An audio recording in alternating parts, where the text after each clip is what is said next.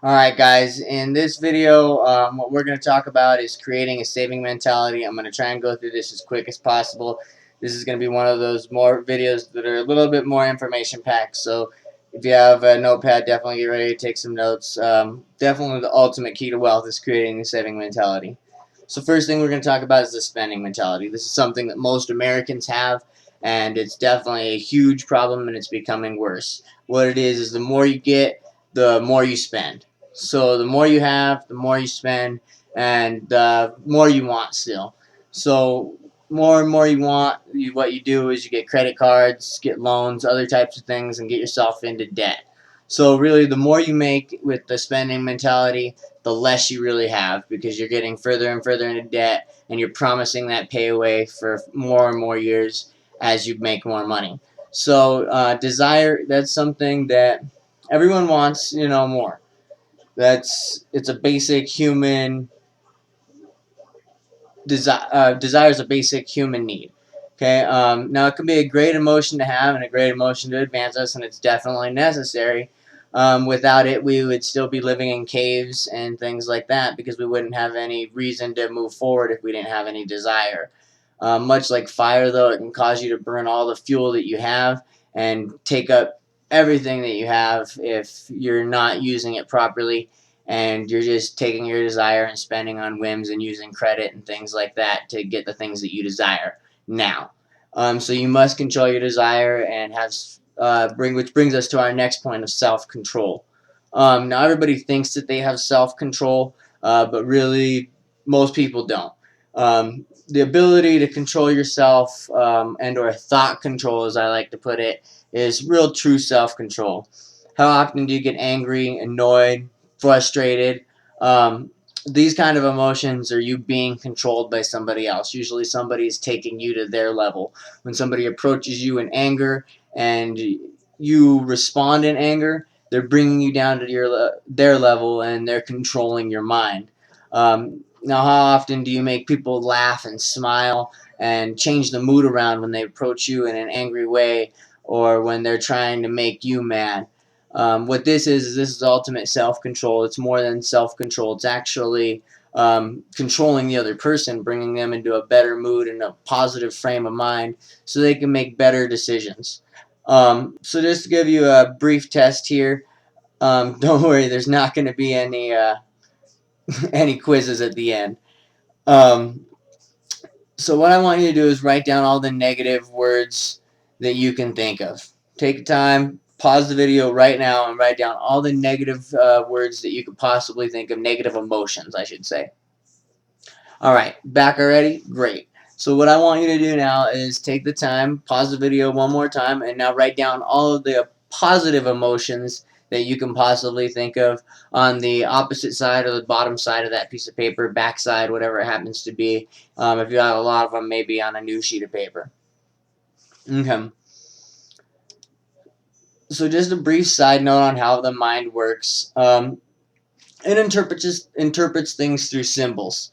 Everything you see is a symbol, whether it be a letter. That's a symbol. If I were to draw out the letter A real quick, you would know what the letter A is. Why? Because your mind sees that as a symbol. It might just be two sticks with another stick in the middle, but your mind sees that as an A.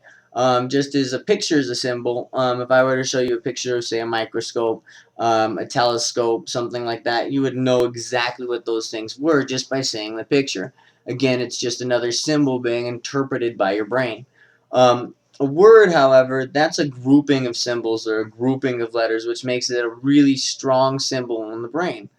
Um, Now, have you ever made Christmas tree cookies or any other kind of shaped type foods at home? You know exactly how you do it. You have to use a mold, otherwise the food doesn't hold its shape. Now, your brain works kind of the same way with the words you use, and those are the molds for your brain. So, what you have to do if you want to create a better attitude and start thinking about things in a different way, you want to see if you're more positive or more positive. You want to be more positive. You want to be less negative. Use better molds and create better molds for yourself. Um, Now, this works for both good and bad words.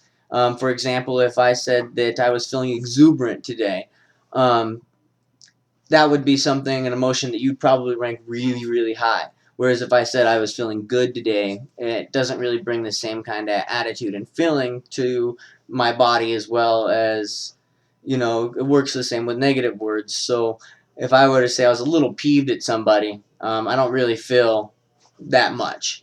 Whereas if I said I was pissed off or super angry at somebody, that in my mind, it's a different mold, and it causes me to feel a little bit more anger and a little bit stronger anger towards somebody. So if you want to try and control your emotions a little bit better, one thing I recommend that you start with is the words that you use. So to go back to the test that we had you take before, go over and look at the positive words that you have and the negative words that you have, and kind of see which spectrum you're on. Whichever one you have more of, that's really how your mind is swaying. You're more of a negative person if you have more negative words. You're more of a positive person if you have more positive words. Um, so now we're going to talk about real quick how habit is formed. So every time you perform an action, it's like laying a string down, if you'd imagine.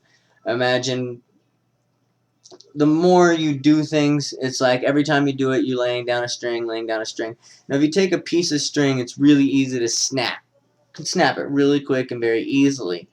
But if you take a series of strings and a bunch of strings put together, more like a rope, really hard to break. Now, this is when you've created a habit. You have a rope. Now, actually, a better example that I like to use is another thing, a field. It's like walking through a field. Now, if nobody's walked through that field before, there's going to be tons of grass and things like that. But as people travel across the same path every time and time again, it becomes dirt and nothing grows on there. This is the habit being formed in your mind. But just like anything else, if you stop going on there, you stop traveling that path, grass will start to grow. And it becomes harder and harder to take that path. This is how you break a habit. You stop doing the things that you want to do, or that you want to do, or that you don't want to do, but you keep doing out of habit. And each time you stop yourself from doing them, it'll really be really hard to stop yourself. But every time you stop yourself to do that, imagine a little bit of grass growing there. It's going to be a little bit harder to take that path next time.